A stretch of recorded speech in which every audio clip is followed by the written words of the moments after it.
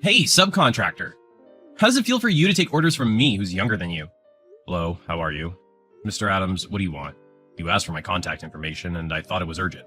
What do you need? Just answer the question. You're in your late 30s by the look of it, right? I'm 35, so I'm in my mid-30s. That's pretty much the late 30s. You'll be 40 if you round up. When you put it that way, sure. So, what does it matter? You're suddenly interested in my age? What is it? I'm 28. Huh? I see. Do you understand? Sorry, I don't understand. You can only react like an AI? I'm 28 and you're 35. But I have a higher social status than you. You have to take orders from me. How does that feel? I wouldn't be able to stand it. What are you talking about? As common sense, I try not to be rude within the bounds of propriety. What's wrong with that? Don't you have any pride? Excuse me? I couldn't take it. I wouldn't want a life like yours. What? What do you mean? What do you need from me? You want to be like me, right? Huh? I'm young. I work for a good company. I'm not like you. I guess you could say we live in different worlds. By the way, Emily, the receptionist, likes me. Do you mean Miss Johnson? That's right. Well, she's gonna marry me. Soon to be Mrs. Adams. That's unlikely. Mr. Lowe's, do you understand your position? It's Loath. It doesn't matter. It's kind of the same thing. No, because that's not my name. You're such a detail-oriented guy. You just have to do what I tell you to do. Because you're a subcontractor. What? Subcontractor?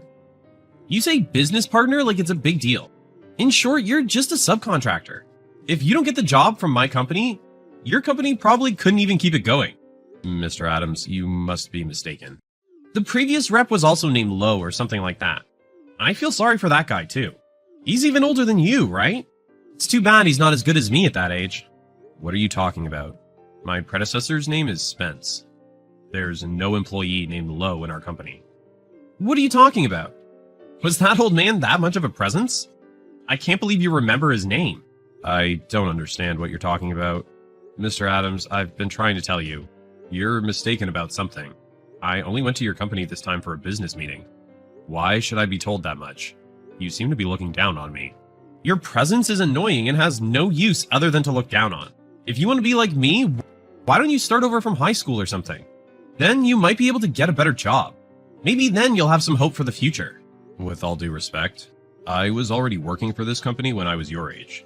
I'm a mid-career hire and I've been in this position for 10 years. I also hold a higher position than you think. I'm not in a lower position than you. Huh? Even if you've worked for such a weak company for a long time. Even if you bragged about holding a higher position. So what? You say you're a business partner who's here for a business meeting and you make it sound like a big deal. You just came to our company to beg for a share of the profits. Mr. Adams, you were not at the business meeting, were you? I have no idea why you'd say that. You should stop this. There seems to be a lot of misunderstanding going on. Don't talk to me like you're here for a business meeting or something. You're a subcontractor. I am not your subcontractor. Are you listening to me? I think you're mistaken. Why don't you calm down? The contract is as I just sent you. I heard that the person in charge there, Miss Triss, had to leave early today because she's feeling unwell. I left it on your desk as you're her assistant. Please check. Oh, I burned that one earlier. What? Burned it? What do you mean? I saw you put something on my desk. At a glance, I knew it was a contract. Looks like you need my signature. You act like a big man, so I burned it. Why would I sign a contract with a bottom feeder like you? That's a joke, right? First of all, you're a bottom feeder and a crappy subcontractor. You were talking to my girl, Emily. Yes. What does it matter now? You were flirting with my girl. That's unacceptable. You're annoying. Right after that, I saw that contract and I got mad. You're a nobody. Who do you think you are? I burned that piece of paper because I would never sign a contract with someone like you. That was a $4 million contract. Huh? I'm hoping that's a joke. Did you really burn it? That contract was the result of many discussions between our company and yours, you know. What are you talking about, $4 million? I don't see how you can get a deal that big. Who would pay such a large sum of money for your company? You're just a weak subcontractor. Can't you just stop it? I'm from East Company, you know. Huh?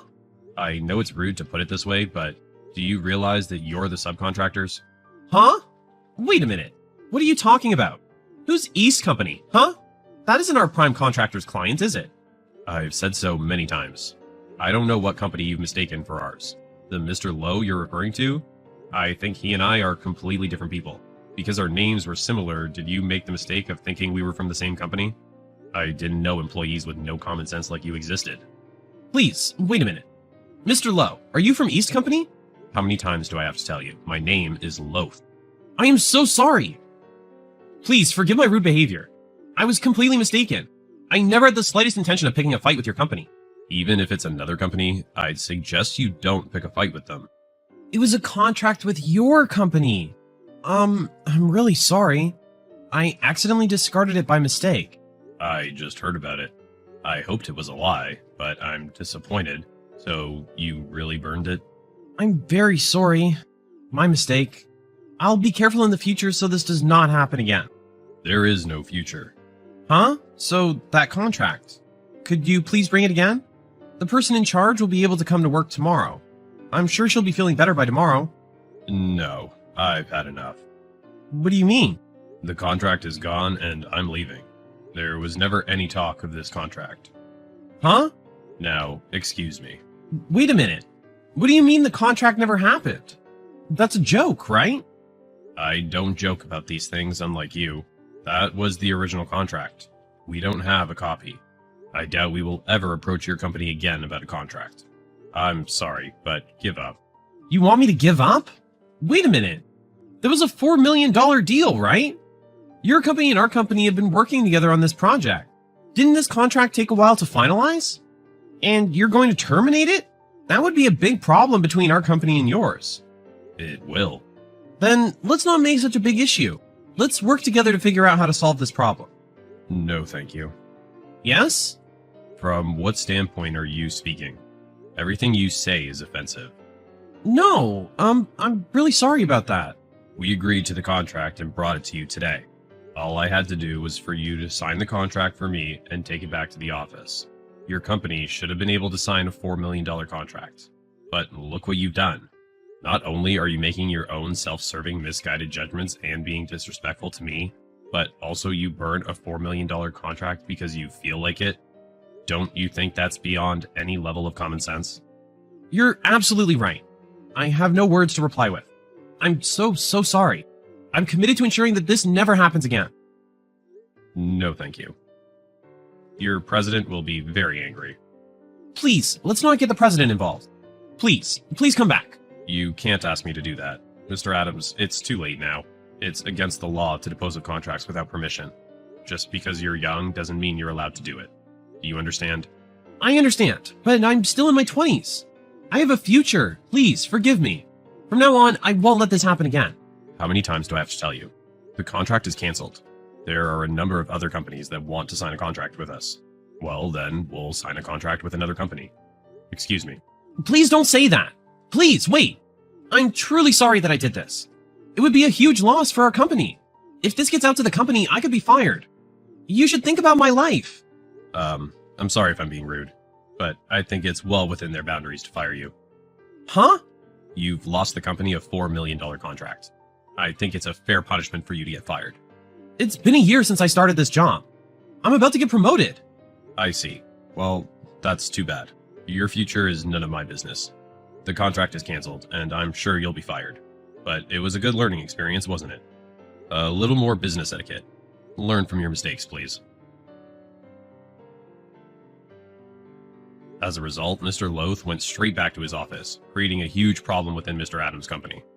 Mr. Adams was held responsible for burning a $4 million contract. Not only was he fired on the spot, but he also had to pay compensation. He seems to have gotten carried away and ended up regretting it. As a matter of fact, it turns out that the receptionist, Miss Emily Johnson, was a cousin of Mr. Loth. Of course, a troublesome guy like Mr. Adams was not of interest to her, and she rejected him immediately.